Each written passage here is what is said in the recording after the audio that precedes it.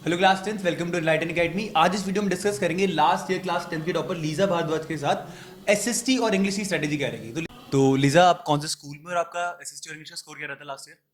मैं कमल public school में हूँ। मेरा एसएसटी में 100 था स्कोर और बहुत इंग्लिश में बढ़िया। 98। 100 आउट ऑफ 100। हाँ, बहुत, और इंग्लिश में और इंग्लिश 98। में 98 था। तो बिना टाइम इसके स्टार्ट करते हैं कि एसएसटी पे आते हैं पहले कि आपका 100 आउट ऑफ 100 थे, मतलब आपने कुछ भी गलत नहीं करा है। तो एसएसटी के रिसोर्सेज से स्टार्ट करते हैं कि आपने एसएसटी कहाँ से पढ़ी थी? ए- एनसीईआरटी? हाँ, एनसीईआरटी के सोर्सेस था। प्लस मेरी जो स्कूल में सब्जेक्ट टीचर थी वो काफ़ी अच्छी थी, तो वो नोट्स वगैरह प्रोवाइड करती थी। उनके नोट्स भी काफ़ी हेल्पफुल थे और जो और नोट्स थे वो एनसीईआरटी से ही बने हुए थे? एनसीईआरटी से ही बने हुए होते थे। वो एनसीईआरटी की जो इम्पोर्टेंट लाइंस होती थी बहुत बढ़िया। वही वो नोट्स में लिखवाती थी। फिर उन नोट्स को ही बाद में मैंने अच्छे से ग्रास्प ग्रास्प कर लिया। हाँ, तो आपने सेल्फ नोट्स ही बनाए थे, अपनी मैम के हाँ, नोट्स यूज करे हाँ, थे, और एनसीईआरटी पे ज्यादा फोकस हाँ। था। एनसीईआरटी के अलावा आपने कौन सी बुक पढ़ी थी? एनसीईआरटी के अलावा सोशल स्टडीज में मैंने और कोई बुक नहीं पढ़ी। बढ़िया। और बस अगर सैम्पल पेपर्स की बात करें तो कौन से लगाए थे आपने? मैंने एग्जाम आइडिया के सैम्पल सैम्पल पेपर्स लगाए थे। एग्जाम आईडी के लगाए थे।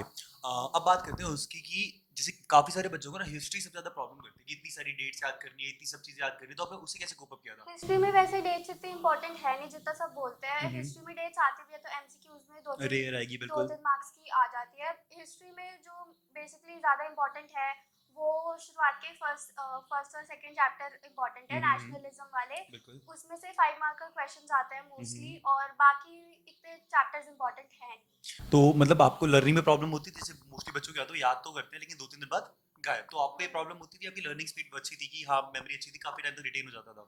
लर्निंग में थोड़ी सी दिक्कत होती थी तो मैं नोट्स बार बार पढ़ती थी। अच्छा, मल्टीपल टाइम रिवाइज करते हाँ। थे। ठीक है, अब बात करते हैं ज्योग्राफी इकोनॉमिक्स वगैरह में।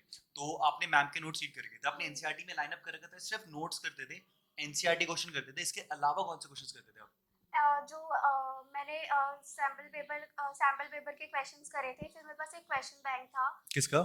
एग्जाम आइडिया का एक बहुत क्वेश्चन बढ़िया। बैंक था, मैं उसके क्वेश्चंस करती थी। उसमें जो आंसर्स थे वो पढ़ती थी। फिर उनमें काफ़ी जो आंसर्स थे इजी लैंग्वेज में। एग्जाम आइडिया में की लैंग्वेज इजी थी, बस ये बोले? हाँ, एग्जाम आइडिया की लैंग्वेज इजी थी। बढ़िया। अच्छा, तो बेसिकली आप क्या करते थे? आपके पास आपकी मैम के एनसीईआरटी नोट्स थे, आप उन्हें लर्न करते थे, पहले एनसीईआरटी क्वेश्चन करते थे, फिर एग्जाम आइडिया से क्वेश्चन लगाते थे, उसके बाद पीवाईक्यूज लगाते थे या डायरेक्ट सैंपल पेपर से लगाते थे? पीवाईक्यूज। और पीवाईक्यूज कितने ज्यादा इंपॉर्टेंट है एसएसटी में? पीवाईक्यूज इतने इंपॉर्टेंट है नहीं, लेकिन पीवाईक्यूज के जो आंसर्स उसमें बेसिकली होते हैं वो काफ़ी ज़्यादा हेल्प करते हैं आंसर्स फ्रेम राइटिंग करने के करने के लिए। लिए कैसे लिखना है, क्योंकि क्या नहीं लिखना, एसएसटी में प्रेजेंटेशन बहुत सबसे ज्यादा इंपॉर्टेंट है। मैटर करती है, बिल्कुल। बहुत ज़्यादा इंपॉर्टेंट है, तो आंसर पता चल जाता है पेपर में कैसे लिखना है। बहुत सही, बहुत सही। तो जैसे मतलब बोर्ड में क्वेश्चंस कैसे आते थे, एनसीईआरटी की कोई भी लाइन दे देते थे, उसको बोल देते थे जस्टिफाई द स्टेटमेंट। ठीक है। तो अगर आपने पीवाईक्यूज के मतलब ऐसे आंसर्स पढ़ रखे हैं तो आपको थोड़ा आइडिया हो जाता था कि कि हाँ आंसर कैसे लिखना कैसे है। लिखना है। बिल्कुल। तो आप, मेरे को लगता है कि आप आंसर में सेम वही करते होगे, तीन पार्ट में बांट देते होगे कि पहले वाला आपने इंट्रोडक्शन लिखा, फिर मेन बॉडी लिखी और आखिरी में कंक्लूजन, या फिर आप बस पैराग्राफ में लिखते थे? नहीं, पैराग्राफ में तो बिल्कुल भी नहीं, बहुत क्योंकि उसमें समझदार। मार्क्स काट देते हैं। बिल्कुल। और फिर पॉइंट्स लिखती थी, पहले सब पॉइंट्स लिखती थी, फिर बिल्कुल। पॉइंट्स लिखती थी, और फिर उनमें मार्क भी करती थी जो इम्पोर्टेंट होता तो था। आपकी प्रेजेंटेशन बहुत बेटर थी, तभी 100 आउट ऑफ 100 मिले। हम्म, अपने पॉइंट सब पॉइंट्स पे और अंडरलाइन पे सबसे ज्यादा फोकस हम्म। करें। तो आप जो पेपर अटेम्प्ट करते थे तो सीक्वेंस में होता था या फिर कोई भी क्वेश्चन कभी भी हो जाता था? मैं पहले 5 मार्क्स वाले क्वेश्चन पहले करती थी, फिर 3 मार्क्स वाले, और फिर 2 मार्क्स वाले, बिल्कुल, कि पहले क्योंकि जो टफ टफ है हाँ। इजी होता रहे। जैसे कि लीजा, मैंने सुना था कि टॉपर्स ना अपने एग्जाम में ना फ्लो चार्ट्स बहुत यूज करते हैं, तो आपने अपने एग्जाम में फ्लो चार्ट यूज फ्लो करे थे? चार्ट्स जियोग्राफी वगैरह में काम आते हैं, बिकॉज उसमें क्वेश्चन ऐसे आते हैं कि टाइप्स हाँ वगैरह, बिल्कुल बिल्कुल। ये सब क्वेश्चन आते हैं। बाकी इको वगैरह में तो फ्लो सिंपल चार्ट्स पॉइंट्स हाँ वगैरह नहीं, रहेगा, इतना इतना बस इंपॉर्टेंट ज्यादा नहीं यूज था नहीं फ्लो करते, अपने चार्ट्स। फ्लो हाँ, चार्ट यूज करते हैं, बस ज्योग्राफी में, ज्योग्राफी बाकी में इसमें नहीं हाँ। करते। सैम्पल पेपर की बात करते हैं, सैम्पल पेपर आप कैसे लगाते थे? मतलब काफी बच्चे होते हैं बस खोल के बैठ के सॉल्व करने लग जाते हैं, या फिर आप 3 घंटे का टाइमर लगाते थे? 3 घंटे का टाइमर लगा। और टाइमिंग क्या करते थे आप? सुबह लगाया करते थे या शाम को? जैसे बच्चे सुबह लगाते हैं क्योंकि उनका एग्जाम सुबह होने वाला है, ताकि उनकी बॉडी को आदत हो जाए, तो आप सुबह लगाया करते थे या शाम को? क्योंकि मेरी मम्मा घर लेट आती थी, वर्किंग है तो वो हम्म। लेट आती थी, तो मैं शाम में ही लगाती थी। अच्छा, फ्री टाइम मिल जाता हाँ। है अच्छा खासा, बहुत बढ़िया। अगर बात करें सैम्पल पेपर कितने इंपॉर्टेंट है, अगर जैसे स्कूल एग्जाम बोर्ड दे रहे हो तो कितने सैम्पल पेपर नेसेसरी है? इतने सैम्पल पेपर तो लगाने चाहिए, एक बुक, दो बुक, कितनी लगानी चाहिए आपके हिसाब से? एसएसटी में ज़्यादा इम्पोर्टेंट है नहीं, 6-7 कर लिए वही काफ़ी है, क्योंकि बहुत ज़्यादा उसमें लिखना होता है तो। तो टाइम वेस्ट वो वाला सिनेरियो है, हाँ, तो बस आपको सैम्पल पेपर इसलिए है कि आपको पता लग जाए कि हाँ, कौन सा सेक्शन कितने टाइम में हाँ, अटेम्प्ट खत्म हाँ, करना हाँ, है, उसकी प्रैक्टिस होना स्टार्ट हाँ। होता है। और यहीं से एक नई प्रॉब्लम अराइज होती है कि एसएसटी में सबसे ज्यादा जो बच्चों को प्रॉब्लम होती है लेंथ की, चाहे वो इंग्लिश हो चाहे एसएसटी की, बहुत लेंथी पेपर होता है, आता सब कुछ है पर अटेम्प्ट नहीं कर पाते। तो आपने ये प्रॉब्लम कैसे सॉल्व कर दी? एसएसटी में सबसे पहले जो 5 मार्कर वाले क्वेश्चंस होते हैं उनको पहले कर लो, जो ठीक है। ज़्यादा नंबर वाले, और जैसे जो 3 नंबर वगैरह वाले क्वेश्चंस हैं उसमें ज़्यादा टाइम वेस्ट मत करो। अगर 3 नंबर का क्वेश्चन है तो 3 पॉइंट्स ही लिखो, लिखो, उससे ज़्यादा टाइम उससे वेस्ट नहीं, ज़्यादा बिल्कुल। उसमें ज़्यादा टाइम वेस्ट मत करो, क्योंकि बच्चे क्या करते हैं, वो 3 नंबर आता वाले है तो क्वेश्चंस ज़्यादा में लिखने लग जाते हैं, 4-5 पॉइंट्स उसी में लिख देते हैं, जबकि फिर वो आएँगे 3 ही हाँ, नंबर, कुछ भी कर लो आप। टाइम वेस्ट होता है फिर, तो तो मत करो। बढ़िया, तो हमें पहले वो 5 नंबर वाला करें, 3 नंबर में 3 नंबर, मतलब 5 है तो 5 पॉइंट, 3 में 3, ज़्यादा टाइम वेस्ट ना करें, तभी वो कंप्लीट हो पाएगा। और जितनी ज़्यादा हो सके सैंपल पेपर की प्रैक्टिस करें 3 घंटे में, ताकि हमारी बॉडी और माइंड को आदत हो जाए कि कैसे अटेम्प्ट करना है।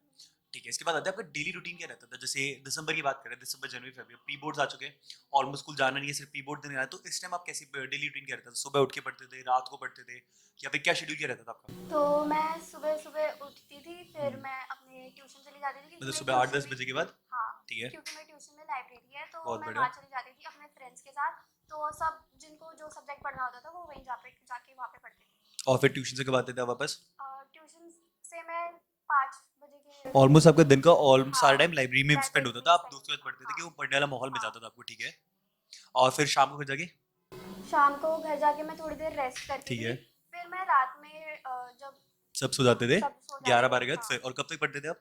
मैं रात में 12 से कभी 2-3, कभी ऐसे मतलब जो टॉपिक मुझे पढ़ना होता वो था खत्म हुआ और फिर सो हाँ, जाते थे आप। हाँ, तो आपके हिसाब से स्लीप साइकिल कैसी चल रही थी? आप मिनिमम 8 घंटे की नींद ले पा रहे थे, या हाँ, फिर मैं ले पाती हूँ। जैसे बोर्ड्स में काफी सारे बच्चे के होते हैं वो सिर्फ 4-4 5-5 घंटे सोते हैं, तो आपके हिसाब से वो अच्छा है फिर गलत है?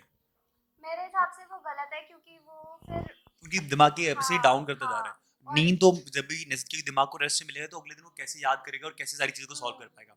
बढ़िया बढ़िया। तो लीजा, मोस्टली बच्चे जब एग्जाम से पहले आ रहे थे वो पूरी पूरी बुक रिवाइज करने लगते, तो आप क्या करते थे? पूरी पूरी बुक रिवाइज कर रहे हो, सब रिवाइज कर रहे हो, कुछ थे आपके पास टॉपिक जो नहीं रिवाइज करते थे आप? मैं एनसीईआरटी मतलब एनसीईआरटी में स्टिकी नोट्स लगा लेती थी, जो हम्म, जिस पेज पे जो इम्पोर्टेंट लगता था वो उन स्टिकी नोट्स पे लिख लेती थी। बहुत सही। तो फिर एग्जाम से पहले मैं वो स्टिकी नोट्स ही सिर्फ पढ़ती उन थी। टॉपिक्स को रिवाइज हाँ, करते थे, बहुत ही बढ़िया। अब आते हैं लीजा इंग्लिश पे। आपका इंग्लिश में 98 स्कोर था, if I am not wrong. बढ़िया, तो इंग्लिश की बात करते हैं। तो इंग्लिश में जो सबसे बच्चों की जो मेन प्रॉब्लम रहती है वो रहती है कि लेंथी है, और वो कुछ भी कर ले पेपर तो ऑलमोस्ट सारा आता है, अटेम्प्ट नहीं कर पाते, तो इसको आपने कैसे टैकल किया था? 98 का, क्योंकि लैंग्वेज में कभी भी आउट ऑफ आउट ना के बराबर चांस, तो 98 का मतलब है कि ऑलमोस्ट सब सही था, तो आपने क्या अटेम्प्ट किया था कि आप टाइम में पूरा पेपर कर? पेपर लेंदी होता था। पहले लिटरेचर करो, हम्म, फिर जो वो होते थे, क्या कौन सा राइटिंग सेक्शन होता है, राइटिंग सेक्शन में मतलब पढ़ लो क्वेश्चंस, और जब तक लिटरेचर कर रहे हो तब तक सोच लो राइटिंग सेक्शंस में। अच्छा, आपने एक बार रीड कर लिया फिर हाँ, लिटरेचर, ताकि हाँ, दिमाग में आइडियाज बनना हाँ, स्टार्ट हो जाए। फिर आइडियाज बन जाएंगे, लिटरेचर होगे, फिर राइटिंग करो, फिर बढ़िया। रीडिंग करो, और फिर ग्रामर करो। ग्रामर को लास्ट में, तो आपने ग्रामर क्या को करा, लास्ट सबसे में। जो ज्यादा टाइम टेकिंग है उन्हें पहले कर लिया, नॉर्मल स्टार्ट नहीं करा, एबीसीडी से पहले डी, फिर बी, फिर सी और फिर ए, हाँ, लास्ट में ग्रामर पे आए, हाँ। सॉरी आखिर में सी, कोई प्रॉब्लम नहीं। लिटरेचर की बात करते हैं, लिटरेचर में पीवाईक्यूज करे थे या फिर सिर्फ एनसीईआरटी क्वेश्चन से काम हो गया था? लिटरेचर में बुक मतलब जो स्टोरीज वगैरह होती है, वो पूरी पढ़ो, मतलब उनको जितना पढ़ ठीक है, सकते हो कि उतना वीडियोस देख पढ़ो। के चाहे कैसे, पर स्टोरी है नहीं आओ पढ़ो। वीडियोस इतना प्रेफर मत करो, मतलब वीडियोस देखो, अगर तुम्हें समझ नहीं आ रहा सिर्फ समरी, पढ़ लेकिन के, एग्जैक्टली हाँ, एनसीईआरटी पढ़नी पड़ेगी। एनसीईआरटी पूरी पूरी पढ़ो, ताकि उससे तुम्हें पता चले आंसर्स कैसे लिखे हैं, थोड़े बढ़िया, वर्ड्स पता चले कि अब वोकैबुलरी स्ट्रांग हो। ये वर्ड यूज करोगे तो फिर। तो आपने जो क्वेश्चंस करे थे वो एनसीईआरटी क्वेश्चंस करे थे या एक्स्ट्रा करे थे, पीवाईक्यूज करे थे? मैंने बार बार एनसीईआरटी मतलब जो स्टोरीज थी वो बार वो बार अच्छे डेप्थ से पढ़ ली, तो कहीं से भी क्वेश्चन आ जाए हाँ, आप टैकल कर हाँ, लोगे।